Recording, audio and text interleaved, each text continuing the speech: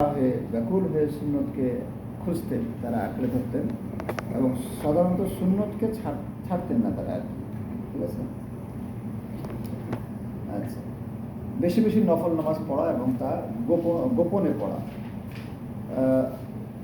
তুমি বেশি বেশি আল্লাহর জন্য সাজদা করবে, কেননা যখনই আল্লাহর উদ্দেশ্যে একটি সিজদা করবে তখনই আল্লাহ তা দ্বারা তোমার একটি মর্যাদা উন্নীত করবেন এবং একটি গুনাহমোচন করবেন। মানুষ দেখে না এমন স্থানে নফল নামাজ আদায় করার ফজিলত মানুষের চোখের সামনে আদায় করার চেয়ে 25 গুণ বেশি। সামনে আদায় করার চাইতে আড়াল আদায় করা কি 25 গুণ বেশি। তো এটা নফল নামাজের কথা বলা হচ্ছে। তো নফল নামাজ সাধারণত মসজিদের চাইতে ঘরে আদায় করা ভালো, উত্তম। আর ঘরে বিশেষ করে যে সময়গুলো সবাই ঘুমিয়ে থাকে ওই সময়গুলোতে কিংবা নির্জন সময়গুলোতে সালাত আদায় করা, এটা বেশি ফজিলতপূর্ণ, যেমনটা আমরা এখানে জানলাম 25 গুণ সব বেশি। ফজরের সুন্নত এবং ফজরের নামাজ পড়া। ফজরের 2 রাকাত সুন্নত নামাজ দুনিয়া এবং উহার মধ্যস্থিত সকল বস্তু হতে উত্তম। যে ব্যক্তি ফজর নামাজ আদায় করবে সে আল্লাহর জিম্মাদারের মধ্যে থাকবে। তো প্রথমে যে 2 রাকাত, এই 2 রাকাত হলো সুন্নত নামাজের কথা বলা হলো। সারা দুনিয়ায় যা কিছু আছে তার মধ্যে উত্তম হলো, সব কিছুর চাইতে উত্তম হলো এই 2 রাকাত সুন্নত নামাজ। আর পরে যে নামাজের কথা বলা হলো এটা ফজর, ফজরের ফরজ নামাজের কথা বলা হলো। তো যে ব্যক্তি ফরজ নামাজ আদায় করলো সে আল্লাহর জিম্মায় চলে গেল। আল্লাহ সুবহানাহু ওয়া তাআলা তাকে নিজের জিম্মায় নিয়ে নিলেন। আল্লাহ তাকে হেফাজত করবেন, তার ঈমান হেফাজত করবেন, তার সম্পদ হেফাজত করবেন, তার পরিবারকে হেফাজত করবেন। আল্লাহর হেফাজত, আল্লাহ তাকে হেফাজত করবেন। চাশতের নামাজ। তোমাদের কোনো ব্যক্তি যখন সকালে নিদ্রা থেকে জাগ্রত হয় তখন তার শরীরের প্রতিটি জোড়ের জন্য সাদকা দেওয়া আবশ্যক। প্রত্যেকবার সুবহানাল্লাহ বলা একটি সাদকা, আলহামদুলিল্লাহ বলা একটি সাদকা, লা ইলাহা ইল্লাল্লাহ বলা একটি সাদকা, আল্লাহু আকবার বলা একটি সাদকা, সৎ কাজের আদেশ ও অসৎ কাজের নিষেধ করা একটি সাদকা। এসবগুলোর জন্য যথেষ্ট হলো 2 রাকাত চাশতের নামাজ আদায় করা। তার মানে সব সাদকাগুলোর হক আদায় হয়ে গেল। সে মুসলিম হাদিস। নামাজের মুসল্লায় বসে আল্লাহর জিকির করা। তোমাদের মধ্যে কোনো ব্যক্তি যদি নামাজের মুসল্লায় বসে থেকে আল্লাহর জিকির মশগুল থাকে, তবে যতক্ষণ তার ওযু নষ্ট না হয় ততক্ষণ ফেরেশতা তার জন্য দোয়া করতে থাকবে। হে আল্লাহ তাকে ক্ষমা করো, হে আল্লাহ তাকে রহম করো। এটা হলো ফরজ নামাজ। যে কোনো ফরজ নামাজ আদায় করার পরে, মসজিদে ফরজ নামাজ আদায় করার পরে ওই জায়গায় ওযু অবস্থায় যতক্ষণ বসে থাকবো ততক্ষণ পর্যন্ত আল্লাহ রহমতের ফেরেশতারা আমাদের জন্য রহমতের এবং মাগফিরাতের দোয়া করে থাকবেন। অথচ আমাদের তো নামাজ শেষ না হতেই পেছনে ঘুরে দেখা শুরু যে কী অবস্থা, মানে ওইটা দৌড়াদৌড়ি শুরু আর কি। অথচ সুন্নাহ আহারে। 26 নম্বর, ফজর নামাজ জামাতের সাথে পড়ে সূর্যোদয় পর্যন্ত আল্লাহর জিকির করা, তারপর 2 রাকাত নামাজ পড়া, যেটাকে আমরা ইশরাকের নামাজ বলে জানি। যে ব্যক্তি জামাতের সাথে ফজরের নামাজ আদায় করার পর নিজ মুসল্লায় বসে থেকে সূর্যোদয় পর্যন্ত আল্লাহর জিকিরে লিপ্ত থাকে, অতঃপর 2 রাকাত নামাজ আদায় করে সূর্য ওঠার পরে, তাকে পরিপূর্ণ একটি হজ ও পরিপূর্ণ একটি উমরার সমান সওয়াব দেওয়া হয়। আল্লাহু আকবার, আল্লাহু আকবার কাবীরা। আচ্ছা, রাতে জাগ্রত হয়ে নামাজ পড়া এবং স্ত্রীকে জাগ্রত করা।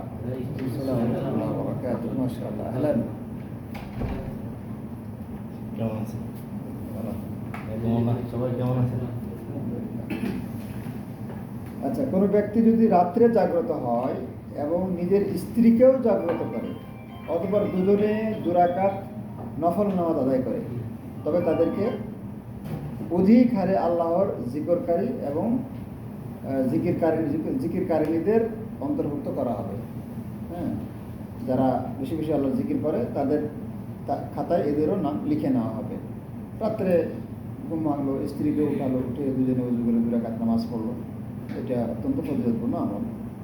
রাতের নফল নামাজের ইচ্ছা থাকা সত্ত্বেও যদি নিদ্রা পরাজিত করে, মানে পড়তে না পারে, কোনো ব্যক্তি যদি রাতে নামাজ পড়ার অভ্যাস থাকে অথবা নিদ্রা তাকে পরাজিত করে দেয়, ফলে উক্ত নামাজ আদায় করতে না পারে, তবে আল্লাহ তার জন্য সেই নামাজের প্রতিদান লিখে দেন, সওয়াবটুকু লিখে দেন, এবং তার নিদ্রা তার জন্য সাদাকা স্বরূপ হয়ে যাবে, অর্থাৎ তার জন্য এটা গিফট আর কি। আল্লাহ নিদ্রাও তাকে দিল, আবার সওয়াবও তাকে দিল। সুবহানাল্লাহ, বিরাট ব্যাপার না? এটা হলো মানে অন্তরের খুলুসিয়ত থাকতে হবে, ঠিক আছে? এবার বাজারে প্রবেশ করে পাঠ করার জন্য দোয়া, লা ইলাহা ইল্লাল্লাহ ওয়াহদাহু লা শারীকা লাহু লাহুল মুলকু ওয়া লাহুল হামদু ইউহয়ি ওয়া ইউমীতু বিয়াদিহিল খায়র ওয়া হুয়া আলা কুল্লি শাইইন কাদির। আচ্ছা, যে ব্যক্তি এই দোয়া পাঠ করবে তার জন্য 1 লক্ষ নেকি লেখা হবে, 1 লক্ষ গুনাহ মাফ করা হবে, এবং 1 লক্ষ মর্যাদা উন্নীত করা হবে। আল্লাহু আকবার। 1 সেকেন্ডের একটা দোয়া। 3 লক্ষ, 3 লক্ষের হিসাব। এক ভাইকে আমি দেখলাম কিছুদিন আগে, যে বাহির দিয়ে একটা রাস্তা আছে, আবার বাজারের ভিতর দিয়ে রাস্তা আছে, উনি সবসময় বাজারের ভিতর দিয়ে যায়। হ্যাঁ, তো আমি বললাম কি এবার বাইরে তো খোলামেলা রাস্তা, মানে বাইপাসের মতো আর কি। বলছে এখান থেকে গিয়ে আমি দোয়াটা পড়ি। ভালো লাগলো আর কি, আলহামদুলিল্লাহ। এই অল্প কদিন আগে দেখা হলো এখানে আর কি। এরকম আমল আল্লাহ সবাইকে তাওফীক দান করুন। ফরজ নামাজ আনতে 33 বার সুবহানাল্লাহ, 33 বার আলহামদুলিল্লাহ, 33 বার আল্লাহু আকবার। যে ব্যক্তি প্রত্যেক ফরজ নামাজ আনতে পাঠ করবে সুবহানাল্লাহ 33 বার, আলহামদুলিল্লাহ 33 বার এবং আল্লাহু আকবার 33 বার, আর 100 বার পূর্ণ করার জন্য এই দোয়াটি পড়বে, লা ইলাহা ইল্লাল্লাহু ওয়াহদাহু লা শারীকা লাহু লাহুল মুলকু ওয়া লাহুল হামদু ওয়া হুয়া আলা কুল্লি শাইইন কাদির। তার গুনাহগুলো ক্ষমা করে দেওয়া হবে, যদিও তার সমুদ্রের ফেনারাশি পরিমাণ হোক না কেন, তাই না? এ মর্মে তো অনেক হাদিস আছে। গরিব সাহাবীরা এসে কি বললো, যে ইয়া রাসূলুল্লাহ সাবাকাল মুফাররিদুন, ধনী লোকেরা তো জান্নাত চলে গেল। কেমন কথা? আচ্ছা, আমরা নামাজ পড়ি, ওরাও পড়ে, আমরা জিকির আজকার করি, ওরাও করে, ওরা দান সজ্জা করে, আমাদের করতে পারি না, গেল। তখন বললেন আচ্ছা একটা আমল শিখিয়ে দিই, এটা করলে তোমাদের সাথে আর কেউ পারবে না, তবে কেউ যদি এটা করে সেটা ভিন্ন কথা, তখন এটা শিখিয়ে দিন। এটা তো মহা খুশি। ফরজ নামাজের পরে বসে বসে শুরু করছে। ধনী লোকেরা এসে দেখে কি করে, ভাই তোমরা কি করো? তো বলছে যে আমরা জান্নাত যেতেছি আর কি। তখন ওরা বসে গেছে, ওরা বসে কি সুবহানাল্লাহ সুবহানাল্লাহ শুরু করছে, আবার আসছে ইয়া রাসূলুল্লাহ, ওরা তো শুরু করছে, এখন কি হবে? তো বলছে যেটা আল্লাহর অনুগ্রহ, আল্লাহ যাকে চান তিনি দিবেন আর কি। আচ্ছা, প্রত্যেক ফরজ নামাজ আনতে আয়াতুল কুরসি পাঠ করা। যে ব্যক্তি প্রত্যেক ফরজ নামাজ আনতে আয়াতুল কুরসি পাঠ করবে, তাকে জান্নাতে প্রবেশ করা হতে বাধা দানকারী একমাত্র মৃত্যু ছাড়া আর কিছুই থাকবে না। তার মানে মৃত্যুবরণ করলে সে জান্নাতবাসী হয়ে যাবে, জান্নাতে যাবে। অসুস্থ ব্যক্তিকে দেখতে যাওয়া, সকালে যদি কেউ কোনো অসুস্থ মুসলিম ব্যক্তিকে দেখতে যায়, তবে সন্ধ্যা পর্যন্ত 70,000 ফেরেশতা তার জন্য রহমতের দোয়া করতে থাকে। আবার যদি সন্ধ্যায় সে উক্ত কাজ করে, তবে সকাল পর্যন্ত 70,000 ফেরেশতা তার জন্য রহমতের দোয়া করে থাকে। আর জান্নাতে তার জন্য নানা রকম ফলমূল প্রস্তুত করা হবে। আর কাছে আসে যে কেউ যদি কোনো অসুস্থ মানুষকে দেখতে যায়, তাহলে যতক্ষণ সে থাকবে ততক্ষণ যেন সে জান্নাতের মধ্যে বিচরণ করছে, অবস্থান করছে। বিপদগ্রস্ত লোক দেখে দোয়া। বিপদগ্রস্ত লোক বলতে শুনলেন যে একটা লোক অসুস্থ বা কেউ ক্ষতিগ্রস্ত হয়েছে, তখন এই দোয়াটা করে নাও। বিপদে আক্রান্ত লোক দেখলে যদি এই দোয়া পাঠ করবে কি, আলহামদুলিল্লাহিল্লাযী আফানি মিম্মা ইবতালাকা বিহি ওয়া ফাদ্দালানি আলা কাসীরিন মিম্মান খালাকা তাফদীলা। প্রশংসা আল্লাহর, যিনি আমাকে মুক্ত রেখেছেন সেই রোগ থেকে যা দ্বারা তিনি তোমার পরীক্ষা করছেন, এবং তার সৃষ্টির অনেকের উপরে আমাকে মর্যাদা সম্পন্ন করেছেন, তবে উক্ত বিপদ তাকে আক্রমণ করবে না। বুঝলেন? মানে একটা মানুষ অসুস্থ, কোনো একটা ওটা দেখে এই দোয়াটা আপনি পড়লেন, তাহলে ওই রোগটা আপনার আর হবে না, ওই সমস্যাটা হবে না। বিপদে আক্রান্ত ব্যক্তিকে শোক জানানো। যে ব্যক্তি কোনো বিপদগ্রস্ত মানুষকে সান্ত্বনা দিবে, সে তার বিপদ পরিমাণ সওয়াব লাভ করবে। কোনো মুমিন যদি বিপদগ্রস্ত কোনো ভাইকে সান্ত্বনা দেয়, তবে আল্লাহ তাকে সম্মানের পোশাক পরিধান করাবেন। এবং এখানে সামাজিকতা আছে, একে অপরের প্রতি সহানুভূতি, সুসম্পর্ক, এগুলো আরও অনেক সামাজিক উপকারিতা আছে। জানাজা নামাজ পড়া এবং লাশের সাথে গোরস্থানে যাওয়া। যে ব্যক্তি জানাজায় শরীক হয় এবং জানাজার সালাত আদায় করে, তার জন্য 1 কিরাত সওয়াব রয়েছে। আর যে ব্যক্তি জানাজায় শরীক হয়ে দাফনেও শরীক হয়, তার জন্য রয়েছে 2 কিরাত সওয়াব। প্রশ্ন করা হলো কিরাত কি? তিনি বললেন বিশাল 2টি পাহাড়ের মতো। বুখারী মুসলিম। ইবনে ওমর রাদিয়াল্লাহু আনহু বলেন যে আমরা অনেক কিরাত হাসিলের ব্যাপারে ত্রুটি করেছি। আল্লাহ আমাদেরকে সেই কিরাত অর্জন করা তৌফিক দান করুন। আল্লাহর জন্য মসজিদ তৈরি করা। যে ব্যক্তি আল্লাহর সন্তুষ্টির জন্য পাখির বাসার ন্যায় মানে ছোট্ট একটা মসজিদ তৈরি করবে, আল্লাহ তার জন্য জান্নাতে একটি ঘর তৈরি করবে। ফাতা শব্দটির অর্থ হলো তিতির পাখি, কবুতরের ন্যায় মরুভূমির এক প্রকার পাখি। মানে পাখির বাসার সমান ছোট্ট একটা যদি মসজিদও বানায়, হ্যাঁ, তাহলেও আল্লাহ তার জন্য জান্নাতে একটা ঘর তৈরি করবেন। তো সেখানে বড় মসজিদ বানাইলে আরও ভালো হবে। অর্থ ব্যয়, টাকা পয়সা খরচ করে। প্রতিদিন সকালে 2 জন ফেরেশতা অবতরণ করে। তাদের জন্য তাদের একজন দানকারীর জন্য দোয়া করে বলেন, আল্লাহুম্মা আ'তি মুনফিকান খালাফান, হে আল্লাহ দানকারীর মালে বিনিময় দান করো। তার মানে যে ব্যক্তি দান করলো এর উত্তম প্রদান তুমি তাকে দান করো, তার সম্পদ বাড়ায় দাও। আর দ্বিতীয়জন কৃপণের জন্য বদদোয়া করে বলেন, আল্লাহুম্মা আ'তি মুমসিকান তালাফান, হে আল্লাহ কৃপণের মাল মালে ধ্বংস দাও। বুঝলি কেমন? আল্লাহ, কিছু কিছু দান খয়রাত করা দরকার। আচ্ছা, দান সাদাকা। 1 দিরহাম দান 1 লক্ষের চাইতে বেশি মর্যাদা সম্পন্ন হয়েছে। সাহাবীগণ জিজ্ঞেস করলেন, কিভাবে হে আল্লাহ রাসূল? তিনি বললেন, জনক ব্যক্তির ছিলই মাত্র 2টি দিরহাম, তার মধ্যে একটি সাদকা করে দিয়েছে। আরেক ব্যক্তি বিশাল সম্পদের অধিকারী, সে উক্ত সম্পদের একাংশ থেকে 1 লক্ষ দিরহাম দান করে দিল। কোনো মুসলিম যদি, আচ্ছা তাহলে এই যে বিষয়টা, মানে আছেই 2টা দিরহাম, তার নিজেরই হয়তো আরও লাগবে, তো সেখান থেকে অর্ধেক দান করা, এটা তো অনেক বড় ব্যাপার, ঠিক না? আর একজনের আছেই কোটি কোটি, অনেক আছে, হোটেল আছে, সেখান থেকে হয়তো 1 লাখ 2 লাখ দিয়ে দেবে, তো তার তো গায়ে লাগবে না। তো এই যে যেটাতে গায়ে লাগবে সেটাতে নিজেরই অভাব অনটন আছে, এরকম অবস্থা থেকে দান করা, এটা 1 দিরহাম দান করলে অনেক ক্ষেত্রে 1 লক্ষের চাইতে বেশি মর্যাদা লাভ করা যায়। কোনো মুসলিম যদি ফলদার বৃক্ষ লাগায় অথবা ক্ষেত চাষ করে অথবা তা থেকে পাখি বা মানুষ বা চতুষ্পদ প্রাণী ভক্ষণ করে, তবে তার জন্য সাদাকা স্বরূপ হবে। যারা চাষাবাদ করে, বিরাট একটা মানে জনকল্যাণমূলক, হ্যাঁ, কাজ। এটা কত ফজিলতপূর্ণ। মানে পাখিতে খেলো, পশুতে খেলো, মানুষে খেলো, চতুষ্পদ জন্তুতে খেলো, নিজের অপরের কিংবা টাকা দিয়ে ফ্রি, যেভাবেই খাক না কেন, এই ব্যক্তির জন্য সাদাকার সওয়াব লেখা হবে। আল্লাহু আকবার। আপনি গম ভরে আসছেন, মানুষের কবুতর এসে খেয়ে গেল, আপনার আমল নয় কিন্তু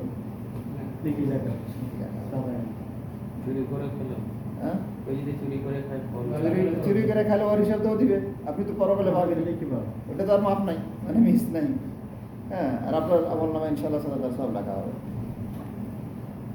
লাভ ছাড়া কর্য দান, মানে কর্জা হাসানা, সুদবিহীন কর্য। কোনো মুসলিম যদি আরেক মুসলমানকে 2 বার কর্য প্রদান করে, তবে উক্ত সম্পদ 1 বার সাদকা করে দেওয়ার সমান সওয়াব লাভ হবে। আল্লাহু আকবার। 1 লাখ করে যদি আপনি 2 লাখ ধার দেন, তাহলে কি 1 লাখ সাদকা করার সওয়াব নোস।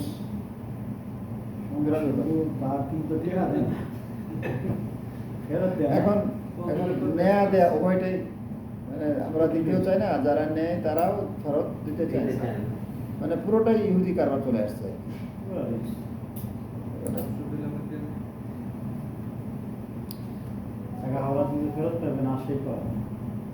বহুত মুশকিল, সম্পর্ক নষ্ট।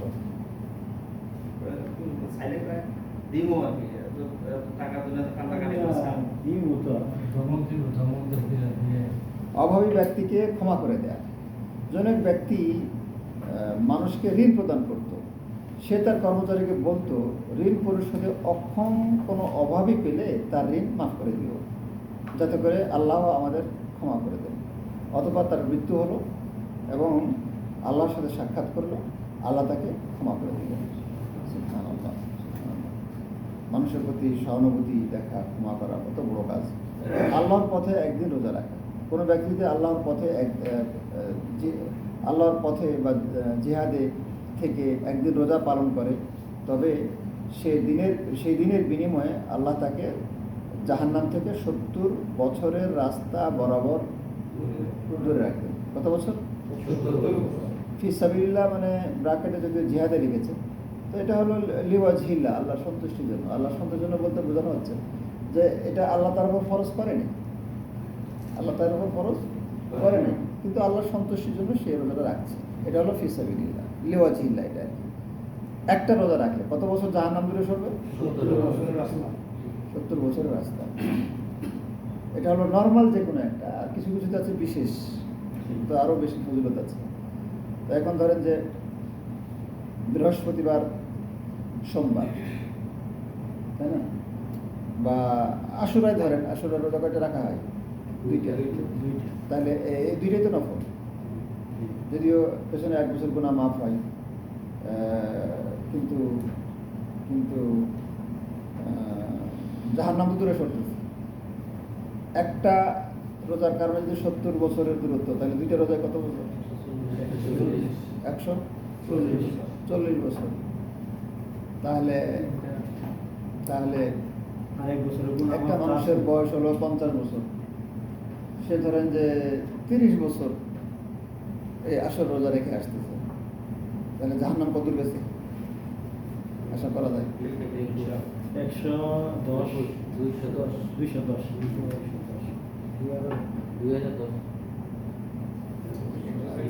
তো এইভাবে জাহান্নামকে দূরে ঠেলতে রোজা একটা বিরাট আমল।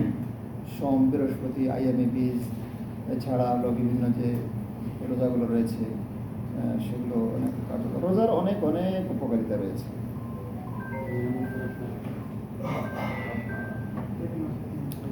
প্রত্যেক মাসে 3টি রোজা, আরাফাত এবং আশুরা রোজা। প্রত্যেক মাসে 3টি নফল রোজা, এবং এক রমজান থেকে রোজা রেখে আরেক রমজান রোজা রাখলে সারা বছর রোজা রাখার সওয়াব পাবে।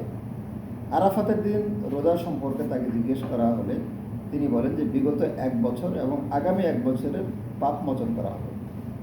আশুরা দিবসের রোজা সম্পর্কে প্রশ্ন করা হলে তিনি বলেন পূর্বের 1 বছরের পাপ ক্ষমা করা হবে। শাওয়ালের 6টি রোজা। যে ব্যক্তি রমাদানের রোজা রেখে শাওয়াল মাসের 6টি রোজা রাখবে, সে সারা বছর রোজা রাখার প্রতিদান বা সওয়াব লাভ করবে। ইমামের সাথে শেষ পর্যন্ত তারাবির নামাজ পড়া। কোনো মানুষ যদি ইমামের সাথে তারাবির নামাজ পড়ে এবং তিনি যখন নামাজ শেষ করেন তখন নামাজ শেষ করে, মানে ইমামের সাথে আর কি, তবে সে পূর্ণ রাত নফল নামাজ পড়ার সওয়াব লাভ করবে। মাকবুল হজ। যে ব্যক্তি আল্লাহর জন্যে হজ করবে, তারপর স্ত্রী সহবাসে লিপ্ত হবে না এবং পাপাচারে লিপ্ত হবে না, সে এমন নিষ্পাপ অবস্থায় ফিরে আসবে যেমন তার মা তাকে ভূমিষ্ঠ করেছিল। সহিহ মুসলিম। মকবুল হজের বিনিময়ে জান্নাত ব্যতীত আর কিছু নয়। সুবহানাল্লাহ। আচ্ছা, রমাদান মাসে ওমরা করা। রমাদান মাসে একটি ওমরাতে একটি হজের পুণ্য রয়েছে। অন্য বর্ণনা রয়েছে হাজ্জাতান মাই, মানে আমার সাথে একটি হজ পালনের সওয়াব রয়েছে। মানে রমজান মাসে ওমরা করা মানে রাসূলুল্লাহ সাল্লাল্লাহু আলাইহি ওয়াসাল্লামের সাথে থেকে হজ করার যে সওয়াব সেটা রয়েছে। যে ব্যক্তি কাবা ঘরে 7 চক্কর দিয়ে তওয়াফ করে 2 রাকাত নামাজ পড়বে, সে একটি কৃতদাস মুক্ত করার সওয়াব লাভ করবে। সুবহানাল্লাহ। জিলহজের প্রথম দশকের নেক আমল। জিলহজের প্রথম দশকের চাইতে উত্তম কোনো দিন নেই যে দিনগুলো সৎ আমল আল্লাহর নিকট অধিক পছন্দনীয়। সাহাবাইকরাম জিজ্ঞেস করেন, আল্লাহর পথে জিহাদও নয় হে আল্লাহ রসুল? তিনি বলেন, আল্লাহর পথে জিহাদও নয়। অবশ্য সে ব্যক্তি সেই মুজাহিদ ব্যক্তির কথা ভিন্ন, যে সেও জানমাল নিয়ে জিহাদে বেরিয়ে পড়ে অথবা উহার কিছুই নিয়ে আর প্রত্যাবর্তন করে না, মানে যদি শহীদ হয়ে যায়, তাহলে তার ব্যাপারটা ভিন্ন। কুরবানি, রাসূলুল্লাহ সাল্লাল্লাহু আলাইহি ওয়াসাল্লামকে জিজ্ঞেস করা হলো, হে আল্লাহ রাসূল, এই কুরবানি কি? জবাবে বললেন যে এটা তোমাদের পিতা ইব্রাহিম আলাইহিস সালামের সুন্নাত। তারা বললেন, হে আল্লাহ রাসূল, এতে কি আমাদের কোনো ফায়দা আছে? তিনি বলেন, প্রত্যেক লোমের বিনিময়ে নেকি রয়েছে। জয়ীফ, বরং শেখ আলবানী হাদিসটিকে মওযু বলেছে। একটা কথা মনে রাখতে হবে যে কুরবানি সম্পর্কে যত ফজিলতের হাদিস সবই জয়ীফ। এক কথাই শেষ। কুরবানি ফজিলত সম্পর্কে আলেম ব্যক্তির সওয়াব ও তার ফজিলত। আলেম ব্যক্তির মর্যাদা আবেদের উপর। আবেদকে যারা আমাদের মতো মূর্খ, আপনারা তো অনেক মর্যাদা সম্পন্ন, আপনারা তালেবে ইলমের জন্য দিন রাত মেহনত করতেছেন না, তো এটা হলো আলেমের ব্যাপার ইনশাআল্লাহ। এবং আপনারা ফি সাবিলিল্লাহতে আছেন, মানে নিশ্চিত যারা ইলম অর্জনের পিছনে দৌড়াচ্ছে তারা ফি সাবিলিল্লাহর মধ্যে আছে, এবং জান্নাতের পথ আল্লাহ তাদের জন্য সহজ করে দেবেন, এবং তাদেরকে আল্লাহ নিয়ে গর্ব করেন, তাদেরকে নিয়ে আল্লাহ সুবহানাহু ওয়া তাআলা গর্ব করেন। ঠিক আছে, আল্লাহ রহমতের ফেরেশতারা তাদের জন্য কি করেন? ডানা অবনমিত করে দেন। ঠিক আছে, কোনো সন্দেহ নাই। আচ্ছা, তো আবেদ হলো যে শিখেও না, শেখার চেষ্টাও করে না, কিন্তু খুব ইবাদত গুজার, পরেজগার। হ্যাঁ, তো ঠিক আছে, খারাপ না, ভালো যতটুকু পারে। তবে তার একজন আলেমের মর্যাদা কতটুকু, ঠিক তেমন আমার মর্যাদা তোমাদের একজন সাধারণ ব্যক্তির উপরে, মানে সাহাবীদের কাছে রাসূলুল্লাহ সাল্লাল্লাহু আলাইহি ওয়াসাল্লামের যে মর্যাদা একজন সাধারণ ইবাদত গুজার মানুষের কাছে একজন আলেমের ঠিক তদ্রূপ মর্যাদা। নিশ্চয় আল্লাহ ফেরেশতাকুল, আসমান সমূহ ও জমিনের অধিবাসীগণ, মানে আসমানের অধিবাসীগণ, জমিনের অধিবাসীগণ, এমনকি পিপিলিকা তার গর্ত থেকে এবং পানির মাছও মানুষকে কল্যাণের শিক্ষাদানকারীর জন্য দোয়া করে।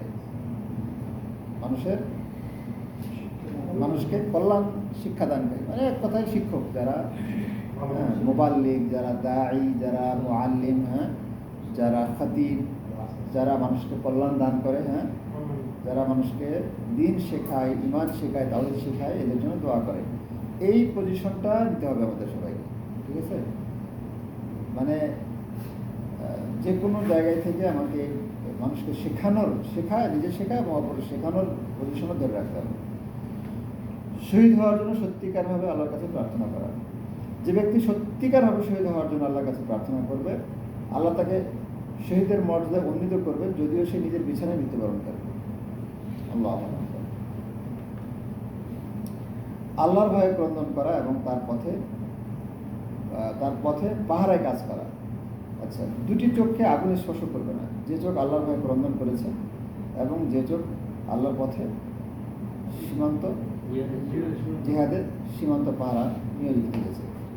তার মানে সেনাবাহিনীদেরকে পাহারা দেয়, অথবা ইসলামী রাষ্ট্রের সীমান্ত পাহারা দেয়, জিহাদে পাহারা দেয়, রাজ্যকে পাহারা দেয়, মুজাহিদদেরকে পাহারা দেয়। তো এই ব্যক্তিকেও জাহান্নামের আগুন স্পর্শ করবে না, এই ব্যক্তির চোখকে জাহান্নামের আগুন স্পর্শ করবে না। আল্লাহর ভয়ে ক্রন্দন, এটা অপর হাদিসে তো কঠিনভাবে বলা হয়েছে না, যে লাইয়ালিজা নারা রাজুলুন বাকা মিন খাশিয়াতিল্লাহ হাত্তা ইয়াউদাল লাবানু ফি দারা। মানে যে ব্যক্তি আল্লাহর ভয়ে কাঁদে, সে ব্যক্তিটি জাহান্নামে প্রবেশ করবে না, কখনোই না, যতক্ষণ পর্যন্ত দুধ বাটে আবার ফেরত না যাবে, আবার ঢোকানো না যাবে, ততক্ষণ পর্যন্ত। তার মানে কোনোদিনই সে জাহান্নামে প্রবেশ করবে না। এই আল্লাহর ভয়ে ক্রন্দন তো হুট করে আসবে না, এটা রাত্রিটা পর্যন্ত ফেসবুক চালায় কোনো আসবে না, চোখ নষ্ট হয়ে যাবে, চোখের টিস্যু শুকায় যাবে, চোখের পানি থাকবে না। আর চোখের পানি তো চোখ থেকে আসে না, ওটা অন্তর তো নরম হতে হবে আগে, তাই কি না? তো অন্তরে তো ইবলিস খেলা করতেছে, তাহলে চোখ দিয়ে পানি আসবে কীভাবে? এটা আসার কথা না। এটার জন্য পরিবেশ ভালো পরিবেশে থাকা, ভালো আমলের সাথে থাকা, ভালো ইলমের সাথে থাকা, হ্যাঁ, সালাফদের জীবনী অধ্যয়ন করা, স্টাডি করা, জান্নাত জাহান্নামের পেজগুলো খুলে খুলে একটু দেখা, আয়াতগুলো একটু বাছাই মানে খুঁজে খুঁজে পড়া, তাই না? তো তাহলে না কলমটা নরম হবে। আর এসব ফিতনা ফাসাদ থেকে যতটা সম্ভব একটু নিজেকে দূরে রাখার চেষ্টা করা, তাহলে কলম নরম হবে এবং আল্লাহর ভয় অন্তরে তৈরি হবে এবং চোখ দিয়ে পানি আসবে। হ্যাঁ, বিষয়টা চোখ দিয়ে পানি আসা, এটা তো কোনো পয়সা লাগে না, কোথাও যেতে হবে না। তারপর দেখেন যে আমরা কয়দিন হয় ব্যাপারটা এরকম না। এটা মানে খুবই সহজ একটা আমল, কিন্তু সহজ না, হয়ে ওঠে না। পরিবেশ আমাদেরকে কোথায় ভাষায় নিয়ে যায়, ব্যস্ততা আমাদের কোথায় নিয়ে যাচ্ছে, আমরা কোথায় যাচ্ছি, কোথায় ভাসতেছি, আল্লাহ ভালো জানে। তো এই আমলগুলো নিজেকে করতে চেষ্টা করতে হবে। আচ্ছা,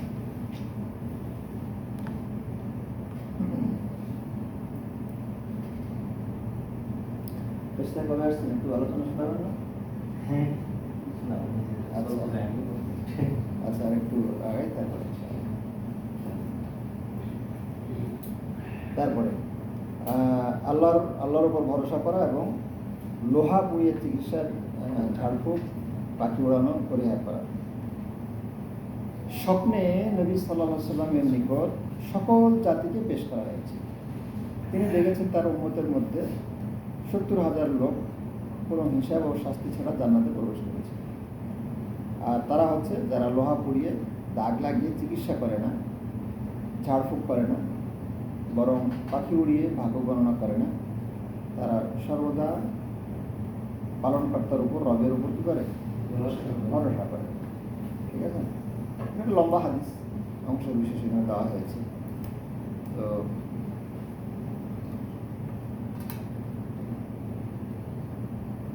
আচ্ছা, এখানে মূল বিষয়টা হলো যে সর্বোচ্চ আল্লাহর উপর তাওয়াক্কুল রাখতে হবে।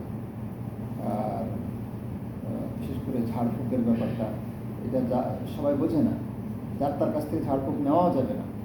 হ্যাঁ, খুব সেন্সিটিভ একটা বিষয়। পাখি উড়ি ভাগ্য করা, এটা তো মানে কুলক্ষণ, চলবেই না। তারপরে লোহা পুড়িয়ে চিকিৎসা নেওয়া, দাগ দিয়ে চিকিৎসা নেওয়া, ঠিক আছে, এগুলো থেকে দূরে থাকতে হবে। আর আল্লাহর উপর তাওয়াক্কুল করতে হবে। কারো যদি শিশু সন্তান মৃত্যুবরণ করে, কোনো মুসলমানের যদি 3 জন সন্তান প্রাপ্তবয়স্ক হওয়ার পূর্বে মৃত্যুবরণ করে, তবে এবং সে সবর করে, তবে আল্লাহ তাকে জান্নাতে প্রবেশ করে। দৃষ্টিশক্তি নষ্ট হওয়া এবং তাতে সবর করা। আল্লাহ বলেন, আমি যদি কোনো বান্দার 2টি প্রিয়তম বস্তু পেয়ে নিই আর সে সবর করে, তবে বিনিময়ে তাকে আমি জান্নাত দান করবো। 2টি প্রিয়তম বস্তু বলতে উদ্দেশ্য হচ্ছে তার 2টি চোখ। আল্লাহর ভয়ে কোনো কিছু পরিত্যাগ করা। তুমি যদি আল্লাহর ভয়ে কোনো কিছু পরিত্যাগ করো, তবে তার যদি উত্তম বস্তু আল্লাহ তোমাকে দান করবে। আল্লাহর ভয়ে কোনো বস্তু ত্যাগ করা কেমন? এটা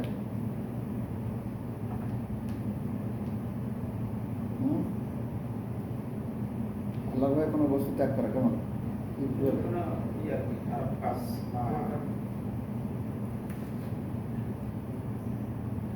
ওই যে একটা হাদিস আছে নাকি, তিনজন ব্যক্তি যেটা তো আমার কথা মানে অন্যায়ের সুযোগ আসছে, কিন্তু আল্লাহর ভয়ে সেটা পরিত্যাগ করা। জিহ্বা ও লজ্জাস্থানের হেফাজত করা। যে ব্যক্তি নিজের 2 চোয়ালের মধ্যবর্তী বস্তু অর্থাৎ জিহ্বা এবং 2 পায়ের মধ্যবর্তী বস্তু যৌনাঙ্গের জিম্মাদার হবে, আমি তার জন্য জান্নাতের জিম্মাদার হব। আল্লাহু আকবার। মনে হচ্ছে কত সহজ, কিন্তু কত বড় গ্যারান্টি দিয়েছে। তার মানে বিষয়টা করা যায় না। তার মানে বিষয়টা জটিল। গৃহে প্রবেশ ও পানাহারের সময় বিসমিল্লাহ বলা। কোনো মানুষ নিজ গৃহে প্রবেশ করার সময় এবং পানাহারের পূর্বে যদি বিসমিল্লাহ বলে, তবে শয়তান তার সঙ্গীদের বলে, এই গৃহে তোমাদের থাকার জায়গা নেই এবং খানাও নেই। কিন্তু গৃহে প্রবেশের সময় যদি আল্লাহর নাম না নেয়, তবে শয়তান বলে, তোমাদের থাকার জায়গার ব্যবস্থা হয়ে গেল। আর পানাহারের সময় যদি বিসমিল্লাহ না বলে, না আল্লাহর নাম না নেয়, তবে শয়তান বলে, তোমাদের থাকার জায়গা এবং খাবারের ব্যবস্থাও হয়ে গেল ফিরি ফিরি। কোনো হাদিসে আছে যে স্ত্রী মিলনও করে, দোয়া না করে। পানাহার শেষে এবং নতুন পোশাক পরলে আল্লাহর প্রশংসা করা। কোনো ব্যক্তি খাদ্য খেলে এই দোয়া পাঠ করবে, আলহামদুলিল্লাহ আলহামদুলিল্লাহিল্লাযী আত'আমানি হাযা ওয়া রাযাকানিহি মিন গায়রি হাওলিন মিন্নি ওয়ালা কুওয়া। মুখস্থ আছে না? দুই একজন বলছে জি, বাকিরা বলে মানে যতদিন যায়। আচ্ছা, তো তারপরে তবে পূর্বের গুনাহ ক্ষমা করা হবে। আমরা যে আশুরা একদিন 1 বছর গুনাহ মাফের চিন্তা করতেছি, এই 2 ইঞ্চির দোয়াটা, 1 ইঞ্চির দোয়াটা পেছনের জীবনে সব গুনাহ মাফ হয়ে যাবে, অথচ আমরা জানি না। সুবহানাল্লাহ, ইয়া সালাম। তো খানা খাই তাহলে বলি কি আমরা, আলহামদুলিল্লাহিল্লাযী আত'আমানি হাযা ওয়া রাযাকানিহি মিন গায়রি হাওলিন মিন্নি ওয়ালা কুওয়া। আচ্ছা, আজকে এটা আমরা মুখস্থ করে উঠবো ইনশাআল্লাহ। তারপরে পোশাক পরে যদি বলি আলহামদুলিল্লাহিল্লাযী কাসানি হাযা ওয়া রাযাকানি মিন গায়রি হাওলিন মিন্নি ওয়ালা কুওয়া, এটা পড়লেও পেছনের সব গুনাহ মাফ হয়ে যাবে। সুবহানাল্লাহ। আচ্ছা, কর্মক্লান্তি দূর করার দোয়া। ফাতেমা রাদিয়াল্লাহু আনহা নবী করিম সাল্লাল্লাহু আলাইহি ওয়াসাল্লামের কাছে একজন খাদেম চাইলেন। তিনি তাকে এবং আলী রাদিয়াল্লাহু আনহুকে বললেন যে তোমরা আমার কাছে যা চেয়েছো তার চেয়ে উত্তম কোনো কিছু কি আমি তোমাদেরকে শিখিয়ে দিব না? তোমরা যখন শয্যা গ্রহণ করবে তখন 34 বার আল্লাহু আকবার পাঠ করবে, 33 বার সুবহানাল্লাহ পাঠ করবে এবং 33 বার আলহামদুলিল্লাহ পাঠ করবে। এই তাসবিহগুলো খাদেমের চাইতে উত্তম। শরীরে ক্লান্তি, বিষ, ব্যথা যা আছে সব তুলে দেবে ইনশাআল্লাহ। কি শেষ করবো না থাকবে? হ্যাঁ, শেষ। আচ্ছা, এই বিষয়টা শেষ করি আর 5 মিনিট।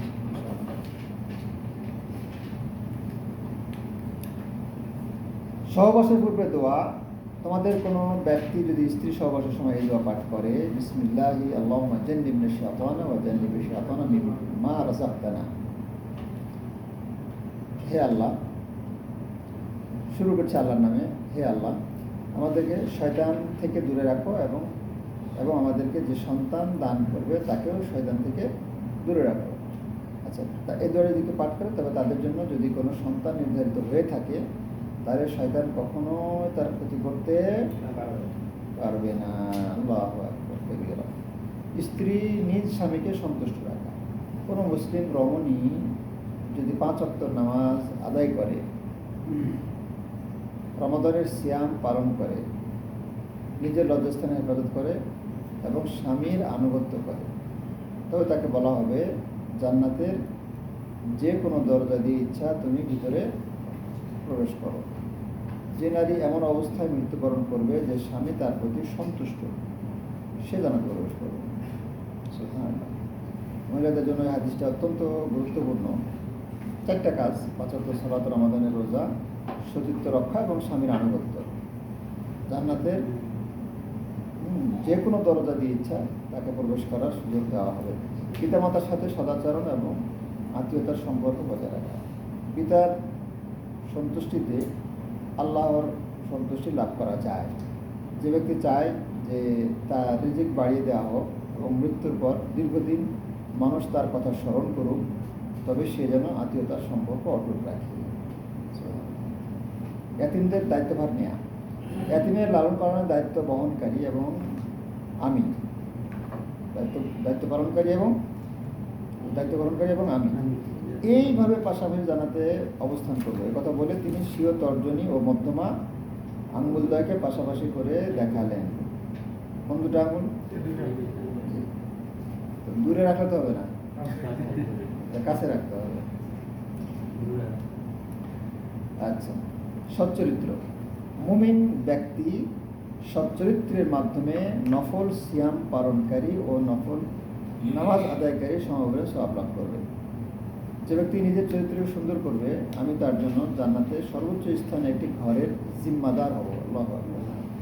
তার মানে যার চরিত্র সুন্দর, যার কথাবার্তা উঠা বসা দেখে মানুষ জানবে যে এই লোকটার চরিত্র সুন্দর। সে সারা জীবন রোজা রাখার সব অটোমেটিক তার আমল নামে সে পাবে, এবং প্রত্যেক রাতে তাহাজ্জুদ নামাজ পড়লে যে সবটা পেত ওটা তার আমল নামে অটোমেটিকভাবে চলে আসবে, খালি উত্তম আখলাকের কারণে। আমরা এতটুকুই মানে করতে চাই না। হ্যাঁ। আল্লাহ। আচ্ছা, তারপরে সৃষ্টিগুলোর উপরে দয়া ও অনুগ্রহ করা। নিঃসন্দেহে আল্লাহ তার বান্দাদের মধ্যে দয়াশীলদের উপর দয়া করেন, মানে যারা বান্দার উপর দয়া করে আল্লাহ তাদের উপর কি করেন? দয়া করেন। জমিনে যারা আছে তোমরা তাদের প্রতি দয়া করো। জমিনে কারা আছে? মানুষ, পশু পাখি যারা আছে দয়া করো। যিনি আসমানে আছেন তিনি তোমাদের প্রতি দয়া করেন। আসমানে কি আছেন? আল্লাহ। এখন পুলি করে আল্লাহ তো সব জায়গায়।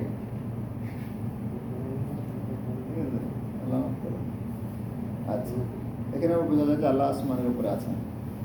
আচ্ছা, মুসলমানদের জন্য কল্যাণ কামনা করা। তোমাদের মধ্যে কোনো ব্যক্তি ইমানদার হতে পারবে না যে পর্যন্ত সে নিজের জন্য যা পছন্দ করে তা অন্যের জন্য পছন্দ না করবে।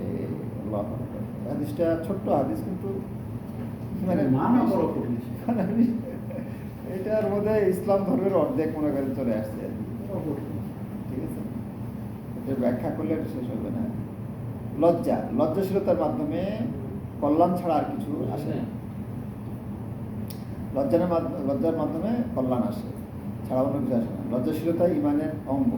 4টি জিনিস নবী রাসূলদের সুন্নতের অন্তর্গত: লজ্জাশীলতা, আত্মসুগন্ধি ব্যবহার, মেসওয়াক এবং বিবাহ। এগুলো নবী রাসূলগণ করেছে। আচ্ছা, আগে সালাম দেওয়া, প্রথমে সালাম দেওয়া। যেন ব্যক্তি নবী সাল্লাল্লাহু আলাইহি সাল্লামের কাছে এসে বলল আসসালামু আলাইকুম, নবী সাল্লাল্লাহু আলাইহি সাল্লাম বললেন 10 নবী। অতঃপর আরেকজন লোক এসে বলল আসসালামু আলাইকুম ওয়া রাহমাতুল্লাহ, নবী সাল্লাল্লাহু আলাইহি সাল্লাম বললেন 20 নবী। তৃতীয় আরেকজন ব্যক্তি এসে বলল আসসালামু আলাইকুম ওয়া রাহমাতুল্লাহি ওয়া বারাকাতুহু, নবী সাল্লাল্লাহু আলাইহি সাল্লাম বললেন 30 নেকি। আল্লাহু আকবার। সাক্ষাতের সময় মুসাফা করা। দুজন মুসলমান যদি পরস্পর সাক্ষাৎ করে, মুসাফা করে, তবে উভয়ে বিচ্ছিন্ন হওয়ার পূর্বে তাদের ক্ষমা করা হয়, গুনাহ মাফ করে দেওয়া হয়।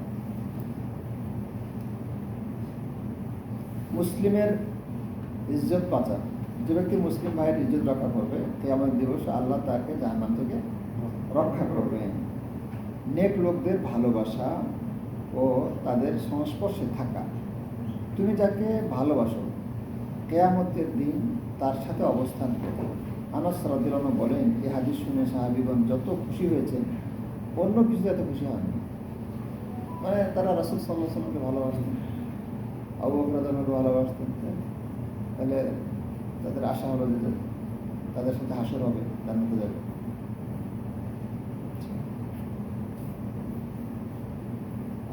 আল্লাহর সম্মানের খাতিরে পরস্পরকে ভালোবাসা, মানে আল্লাহ সন্তুষ্টির জন্য আর কি।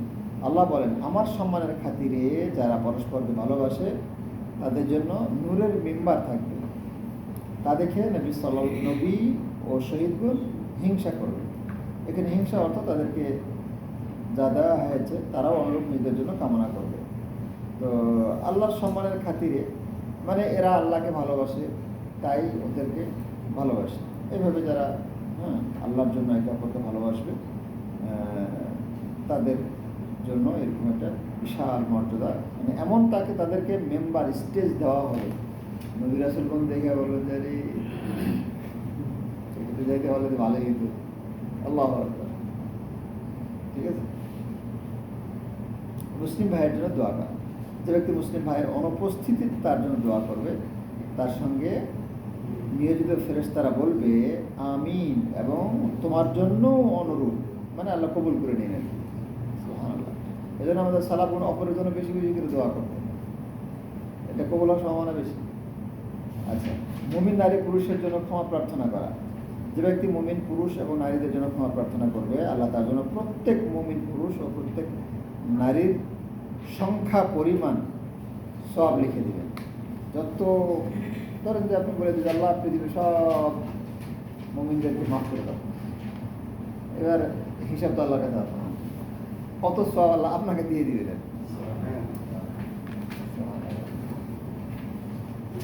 রাস্তা থেকে কষ্টদায়ক বস্তু অপসারণ করা। আমি দেখেছি একজন মানুষ জান্নাতে ঘোরাফেরা করছে একটি গাছকে রাস্তা থেকে অপসারণ করার কারণে, মানে এই আমলটার কারণে গাছটি রাস্তায় পড়েছিল এবং তাতে মানুষের কষ্ট হচ্ছিল। ঝগড়া ও মিথ্যা পরিহার করা। আমি এমন লোকের জন্য জান্নাতের পার্শ্বদেশে একটি ঘরের জিম্মাদার যে হকদার হওয়া সত্ত্বেও ঝগড়া পরিহার করে, মানে তার অধিকার থাকা সত্ত্বেও সে ঝগড়া করে না। আর জান্নাতের মধ্যস্থলে একটি ঘরের জিম্মাদার এমন লোকের জন্য যে ঠাট্টা করে হলো মিথ্যা বলা পরিহার করে। এটা হলো সিদ্দিকিন সালিহিনদের আমল। এটা সবার দ্বারা সম্ভব না। হ্যাঁ, এটার জন্য আপনাকে কিছু চাকরি বাদ দেওয়া লাগতে পারে, কোনো এলাকা বাদ দেওয়া লাগতে পারে, কোনো মানে অনেক সঙ্গী সাথী ত্যাগ করা লাগতে পারে, যে দেশে থাকলে আমাদের সম্ভব না। এই ফরমের সাথে থাকলে, এই কবিরের সাথে থাকলে, এই অধীনে থাকলে, সেই অধীনে থাকলে আমার সম্ভব না। এরকম আছে, হতে পারে, ঠিক আছে। তো বড় ব্যবসায়ী হলে সম্ভব না, মানে এই যুগে আর কি। হ্যাঁ, যারা আর কি কোনো মতো চলে, হয়তো তাদের দ্বারা সম্ভব হতে পারে, আল্লাহ ভালো জানে আর কি। তো এটা দেখতে তো ছোটই মনে হইতেছে, কিন্তু অনেক তাৎপর্যপূর্ণ একটা আমার। রসিকতা করে মিথ্যা কথা বলে না, রসিকতা করে মিথ্যা কথা বলে না। এবং আমাদের পূর্বপুরুষে এরকমই ছিলেন, তারা মানে মানুষকে হাসাবার জন্য মিথ্যা বলতেন। এখন তো আমাদের কাছে এটা অকল্পনীয়, ঠিক আছে, কিন্তু আমাদের পূর্বপুরুষও এরকম ছিলেন। আর এখন মিথ্যা কথা বলে যে যত হাসতে পারে সে তত বেশি কমেডিয়ান বক্তা, কমেডিয়ান বক্তা।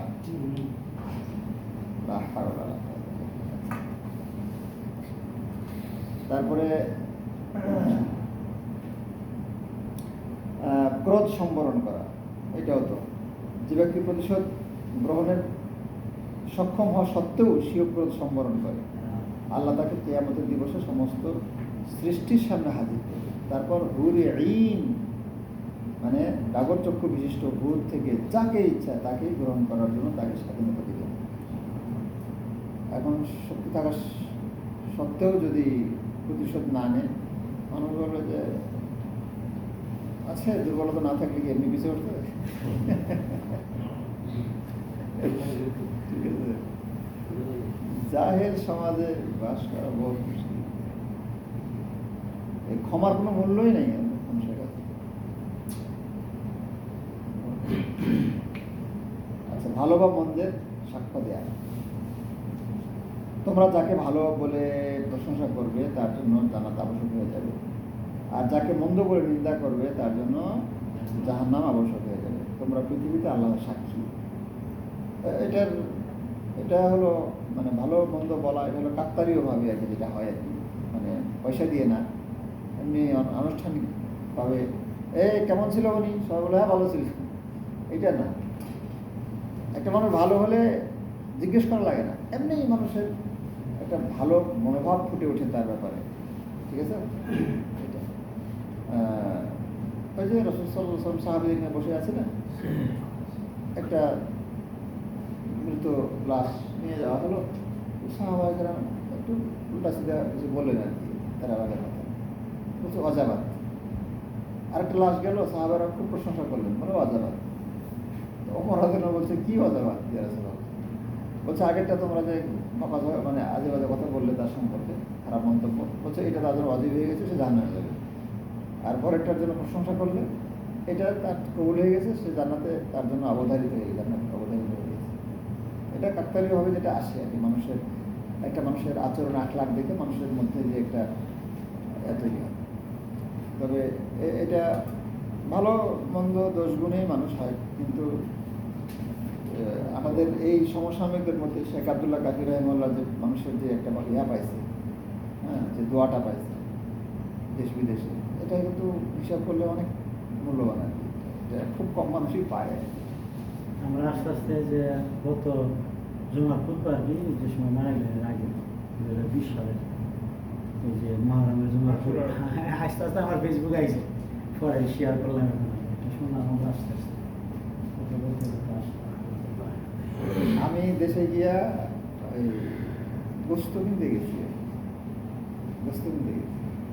ওরা কাটাকাটি করতে চায়, আমাকে গোস্ত দিচ্ছে, বসছি। তো আমাকে বলছে আপনি আপনি বড় না ওই ভাইটা বড় ছিল? বলছে যে উনি বড় ছিল। বলছে উনি অনেক ভালো মানুষ ছিল, খুবই ভালো মানুষ ছিল, ওনার যে আচরণ ব্যবহার কথাবার্তা খুবই ভালো মানুষ ছিল। অনেকগুলো কথা বললো। আমি তো কথা বলি না, উনি এতগুলো কথা বললো একটা মানুষ সম্পর্কে।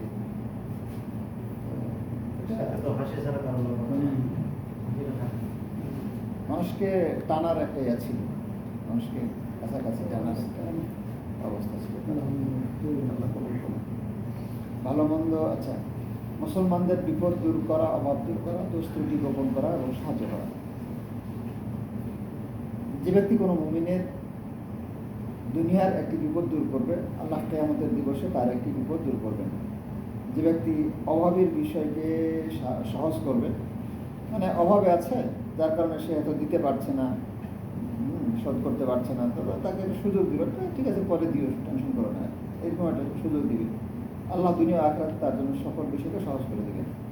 যে ব্যক্তি কোনো মুসলমানদের দোষ ত্রুটি গোপন রাখবে, দুনিয়া আখিরাতে আল্লাহ তার দোষ ত্রুটি গোপন রাখবে। বান্দা যখন মুসলিম ভাইকে সাহায্য করবে, আল্লাহ তাকে সাহায্য করবে। এখন দোষ ত্রুটি গোপন করা, এবার সন্দেহ হলে 3-4 ক্যামেরা নিয়ে হাজির। যত রকম আজে বাজে প্রশ্ন করা আছে, প্রশ্ন না পেলে এলাকাবাসীকে জিজ্ঞেস করবে আপনারা কি দেখেছেন, আপনাদের কি মনে হয়, ঠিক আছে? ওর দোষ ত্রুটির নাড়ি ভুড়ি বের করে ছিঁড়ে ছিটে একদম বাজারাত করে ফেলবে। আর ক্যামেরা লাগায় মানুষ দোষ ত্রুটি ধরার জন্য। আরে কি জামানা চলে আসলো, হ্যাঁ? কেমন ভুল ভাল করে বলছে, খালাস করুক না, আল্লাহ মাফ করবে, তাকে গোপনে করছে, খালাস। এমনভাবে পিছিয়ে লাগে মানুষ। আখেরাতকে দুনিয়ার উপর প্রাধান্য দেয়া। যে ব্যক্তির চিন্তা ফিকির আখেরাতমুখী হবে, আল্লাহ তার অন্তরে সন্তুষ্টি দান করবেন, তার প্রত্যেকটি বিষয়কে একত্রিত করে দিবেন, আর দুনিয়া লাঞ্ছিত অবমানিত অবস্থায় তার কাছে উপস্থিত হবে। কি বলা হলো? যে ব্যক্তি চিন্তা ফিকির আখেরাতমুখী হবে, তার অন্তরে আল্লাহ সন্তুষ্টি দান করবে, মানে তার অন্তরে দেখা যাবে যে মানে ক্ষোভ অসন্তুষ্টি থাকবে না, তার অন্তর সন্তুষ্ট থাকবে। আচ্ছা, তার মানে আখেরাতমুখী তো, দুনিয়া চাওয়াই তো তার কাছে নাই, না থাকলে ওর একটা গাড়ি নেই, তোর সমস্যা কি? ওর তো টেনশনই করে না। আর যে 4-5টা গাড়ির চিন্তা করবে, সবসময় কষ্টের মধ্যে থাকবে, ঠিক আছে? তারপরে প্রত্যেকটি বিষয়কে একত্রিত করে দেবেন, মানে দেখা যাবে যে কত বেশি যারা ব্যস্ত, তারা এদিকে ফোন করে, ওদিকে ফোন করে, এদিকে দৌড়ায়, ওদিকে হাঁটে, ওদিকে এই করে সেই করে, ব্যক্তি ব্যস্ত। কিন্তু আখেরাতমুখী যারা, তাদের সব কাজগুলো যেন এক সুইচে সব সমাধান হয়ে যায় আর কি, মানে এক বলাতে হয়ে যায়। আল্লাহ সবগুলোকে একত্রিত করে দেন, তার মানে সবগুলোকে অল্পতেই সমাধান করে দেন। আর দুনিয়া তার কাছে লাঞ্ছিত অবমানিত অবস্থায় তার কাছে অবস্থিত হয়, মানে দুনিয়া সহজে তার কাছে এসে ধরা দেয়, হ্যাঁ, বা দুনিয়া তার কাছে এমন সম্মানের না যে ওইটার কারণে তাকে চোখের পানি ফেলতে হবে, ওইটার কারণে তাকে ঝগড়া করতে হবে, ওইটার কারণে হ্যাঁ চেঁচামেচি করতে হবে না। দুনিয়াতে কী, দুনিয়ার জন্য আমাকে এমন করতে হবে কেন, ঠিক আছে? দুনিয়া তার কাছে এসে উপস্থিত হবে। শাসকের ন্যায় বিচার ও যুবক মসজিদের সাথে সম্পর্ক আল্লাহর বাস্তে ভালোবাসা। ওই যে হাদিসটা, কিয়ামত দিবস 7 শ্রেণীর মানুষকে আল্লাহ তাআলা আরশের নিচে ছায়া দান করবেন। ব্র্যাকেটে যদি আরশ দিয়েছে, হাদিসে তো আরশের কথা নাই, তাই না? তো আরশের ছায়া বা রহমতের ছায়া বা বিশেষ কোনো ছায়া যাই হোক না কেন, সেদিন তার আল্লাহর ছায়া ব্যতীত আর কোনো ছায়া থাকবে না। 1 নম্বর হলো ন্যায়নিষ্ঠ শাসক। 2 নম্বর যে যুবক তার যৌবনকালে আল্লাহর ইবাদতে কাটিয়েছে। 3 নম্বর যে ব্যক্তি যার অন্তর মসজিদের সাথে ঝুলন্ত থাকে। 4 নম্বর দুজন মানুষ তারা পরস্পরকে ভালোবাসে, আল্লাহর সন্তুষ্টির উদ্দেশ্যে আল্লাহর জন্য একত্রিত হয় এবং আল্লাহর জন্য আলাদা হয়। যে লোককে উচ্চ বংশের সুন্দরী কোনো নারী ব্যভিচারের পথে আহ্বান করে, তখন সে বলে আমি আল্লাহকে ভয় করি। যে লোক এমন গোপনে দান করে যে তার ডান হাত কি দান করলো, বাম হাত জানলো না। যে ব্যক্তি নির্জনে আল্লাহকে স্মরণ করে এবং তার ভয়ে ক্রন্দন করে। এটা ভালো করে মুখস্থ করে রাখতে হবে সময়। আর সর্বশেষ হলো ক্ষমা প্রার্থনা করার ফজিলত। যে ব্যক্তি সর্বদা ইস্তিগফার পাঠ করবে, আল্লাহ সকল সংকীর্ণ থেকে মুক্তির ব্যবস্থা করে দিবেন, সকল দুশ্চিন্তা দূর করে দিবেন এবং কল্পনাতীতভাবে তাকে রিজিক প্রদান করবেন। আল্লাহু আকবার। আল্লাহ আমাদেরকে এই ফজিলতপূর্ণ আমলগুলোর সাথে থাকার তৌফিক দান করুন।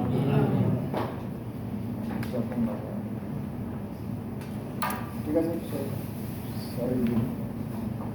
দেশের জন্য খবর টবর কোন